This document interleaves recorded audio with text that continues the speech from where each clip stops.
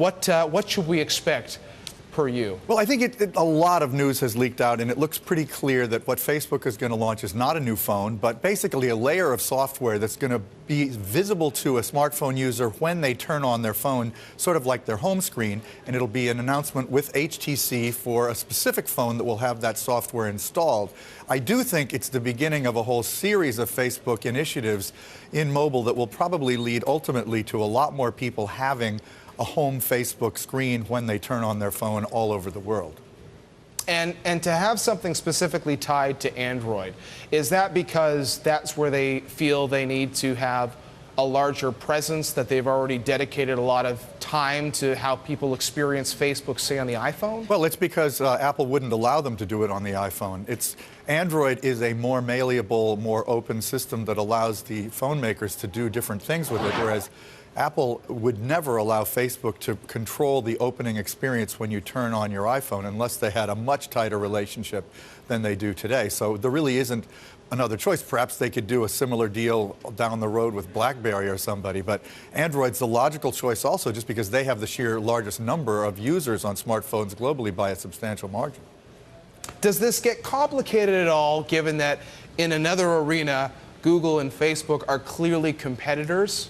It does. And in fact, one of the things that has occurred to me is that you might long-term see Samsung and Facebook become much closer allies, which we're not seeing tomorrow. It's interesting that the announcement is with HTC, but since Samsung is overwhelmingly the dominant maker of Android phones, and since Samsung and Google are increasingly at loggerheads on a number of matters, and Apple, I mean, I think, basically Samsung is the partner Facebook ought to want to have most closely associated with it, because then they could get real volume and scale. And everybody in the coverage, the pre-announcement coverage, is suggesting that Facebook is going to seek to have a wide variety of other relationships so they can put this so-called home software, which is what it's being called, at least that's reportedly, on as many phones as possible.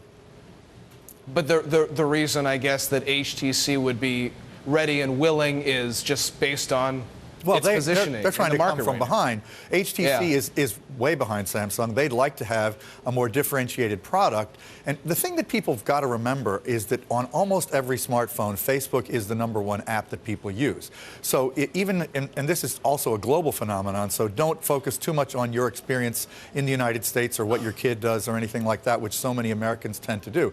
If Facebook is your most common app that you're using, you may very well want to have Facebook turn on the minute you turn on your phone. And from Facebook's point of view, they can begin to have a much larger role in actual calling and messaging, which is the #1 use of phones, even more than the apps. So if Facebook could have their interface be the way you make phone calls to your friends, the way you message them, they can actually have a more significant role in your life and combat a lot of other messaging apps that have been making a lot of headway right now.